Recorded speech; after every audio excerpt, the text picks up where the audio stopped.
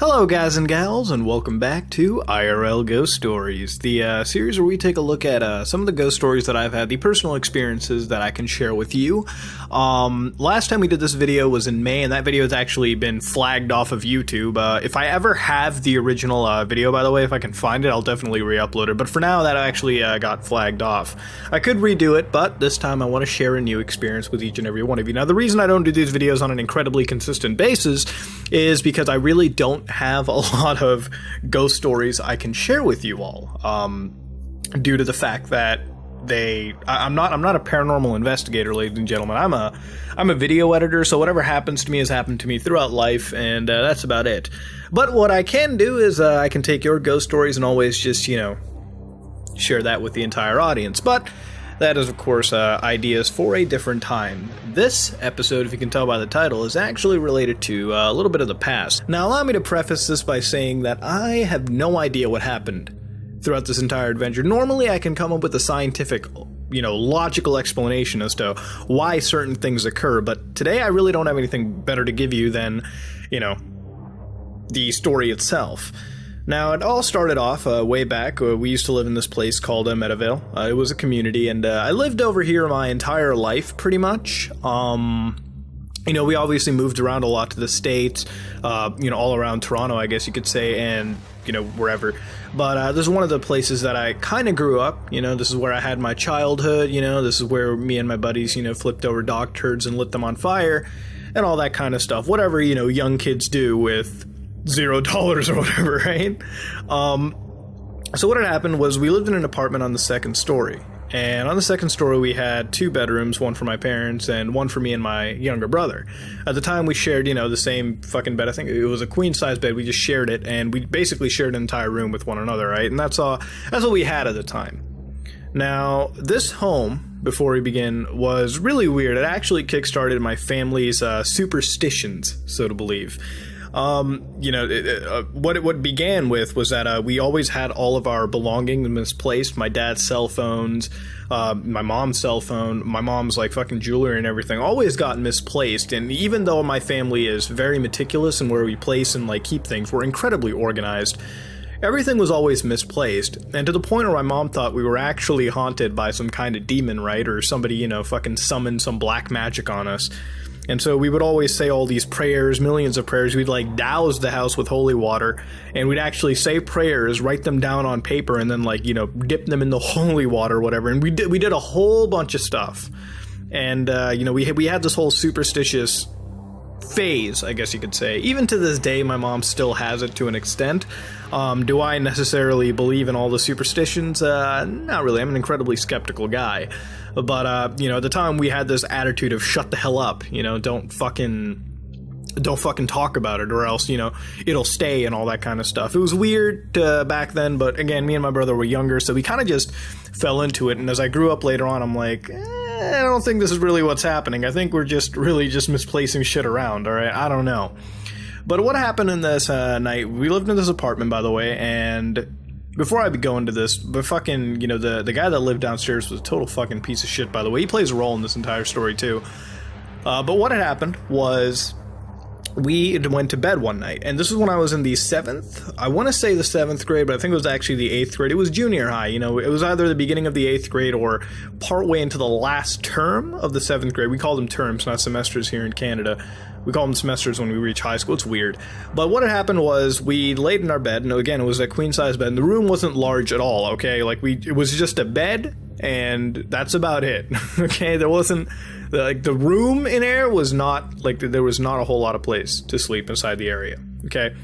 So what had happened was we had laid in bed. Now, my brother is an incredibly heavy sleeper, okay? You could fire half a round of machine gun ammunition, half a drum of it, and the motherfucker wouldn't wake up. The reason I say that is because we actually have. We fired it outside a bungalow one time with, and all the buddies. He was just sleeping inside. Guy did not fucking wake up to hear anything. Sleeper, all right? Heavy fucking sleeper. Me, on the other hand, I'm a light sleeper, okay? You could, you could fucking... You could shift the air, vibrate the air, and I'd feel it and wake up. And so what had happened was, when I go lay in bed, my brother just instantly passes out, all right? He passes out and he doesn't wake up until he wants to wake up. Me, it takes me about an hour and a half of laying in bed to actually start dozing off and go to sleep. So what would happen was our bedtime would be like, 10, 10:30, 11 actually for me. And I would lay in bed and I wouldn't go to sleep until 1 a.m. in the morning, 1 and 1.5. Because I'd just be laying there, looking at the ceiling and until I started to doze off. Sometimes I use my iPod or whatever, and because the LCD would help me go to sleep, I just use that to fall asleep quicker. But I didn't have it that night, so I just laid there staring at the ceiling. Now, all you could really hear was my parents outside in the living room watching TV with one another, and randomly throughout the middle of the night, and this is completely unexplained, and it actually scares me to this day, and it's one of the things that scare me whenever I'm laying down in bed, by the way, too, is one night, dude, this bed, I don't know what the fuck happened. Again, I have no scientific explanation into this whatever. I've tried analyzing it, but I've never come with the answer in my entire life, and I always have been seeking for this answer. But this bed, I swear to fucking God, dude, it, lifted and, fell. It lifted into the air by, I don't know, it lifted into the air and fell about 3 times. And in this moment, my eyes shot up, and I was, grabbing onto, the metal bars, right, at, the head. What is it, the head... the headset of the fucking bed, right? The headpiece, whatever the fuck they want to call it, right? I'm not a furniture expert. My brother, he wakes up from it too, and he's like, what the fuck's going on? Now, in this moment of time, the neighbor downstairs, total piece of shit, by the way, too, rushes upstairs to our fucking door, and he just bangs on it like motherfucking crazy.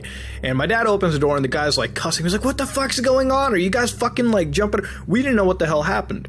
My mom came into my room and she's like, what the fuck's going on? What happened to you guys? And at that moment in time, I never said a word to my mom because I was in shock. I'm like, what the fuck happened? And to this day, I'm still in shock. I don't even know what really happened that night. But my dad got the guy settled over. My dad's like, dude, just fucking leave us alone. Nothing, major happened. We're all good. I don't know. I think the guy came up halfway naked too. I think he was having sex. And I swear I don't understand what the fuck goes on too. Because I swear he's having sex with dead people because it's always him fucking moaning by himself. Sorry why I'm so into that, by the way. That guy was a piece of shit. But that entire night, the point of the story is I never understood what entirely had happened. I never wanted to tell you guys the story because usually when it comes to any of the IRL stories or anything, I always wanted to have sort of a conclusion or definite end. But here I don't have one. Here I sat down and I really tried to think what had happened, It's not like there was some elaborate prank my brother was playing, right? He didn't have a fucking pulley and string and he was pulling the bed, lifting it into the air to scare us. No, that's not possible, you know what I mean? He's not fucking strong enough to do that. And B, I don't know where the fuck you would come up with something intricate like that, dude. The guy's lazy as shit. No offense, but I know my brother. But I never understood what had happened that night, We started doing all those fucking superstitious prayers, and I always kind of, in the beginning I told myself, maybe this is a reaction, right? Maybe in some cosmic way, if this is such an entity, it gets pissed because we call it out. But then again, the skeptical side of my head said, I don't really think that's how it plays out. But I never figured out the answer to the entire situation, and I guess I want to make a video to, I don't know, bring it out in front of our 500,000 audience over here, a family, and see if there's somebody smart enough to really answer it. Again, I'm not a huge believer of the paranormal, I guess you could say, you know what I mean? I don't really believe a whole lot in spooky, scary ghosts. I mean, I believe in spooky, scary skeletons, but ghosts, on the other hand, are a little interesting. I've never seen concrete proof, you know what I mean?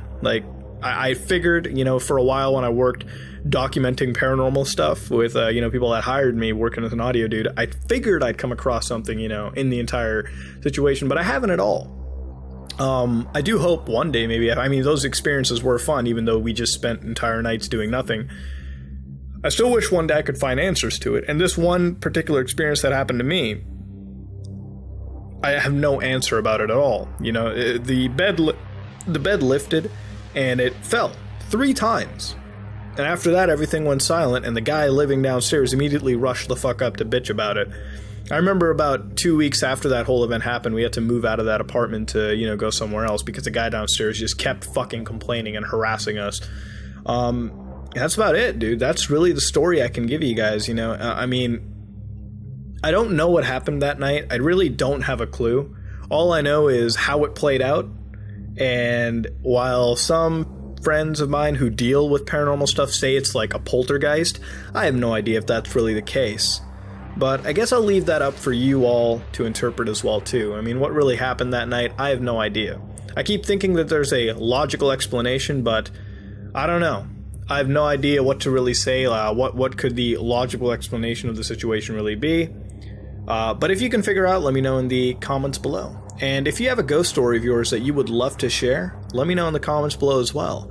I'd love to have it share with the rest of the community. That being said, this has been another episode of IRL Ghost Stories. Don't expect these too often, of course. I'm not a walking trove of paranormal secrets. Again, I can always ask family and they'll help relay it as well, too. They've had some weird experiences as well, man. Let me tell you that. But that being said, this is me, Mudahar, and if you like what you saw, please like, comment, and subscribe. Dislike if you dislike it. I understand that there may be a suspension. There might be a sense of disbelief here. It's like, Mudahar, you're making this up. No, I mean, it happened to me, but at the end of the day, I'd like to think there's a logical explanation for it. I don't want to think that I'm being haunted by a fucking demon. Or maybe it's some elaborate fucking ruse. I don't know. Maybe the guy downstairs did something. I have no fucking clue what happened over here, but this is how it played out. So, if you have any suggestions on what happened, let me know.